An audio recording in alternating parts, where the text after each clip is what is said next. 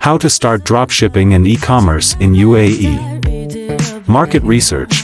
Begin by researching the UAE market to understand consumer preferences, popular products, and competition. Choose a business model. Decide whether you want to sell your own products. Register your business.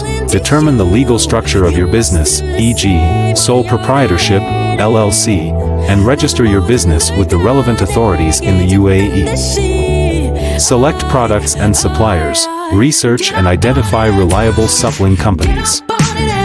Build your e-commerce website. Choose an e-commerce platform, e.g., Shopify, WooCommerce. Optimize for mobile.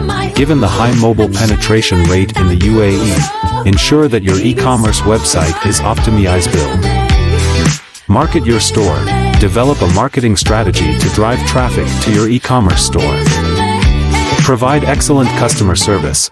Offer exceptional customer service to build trust and loyalty. Handle orders and fulfillment and stay compliant with regulations.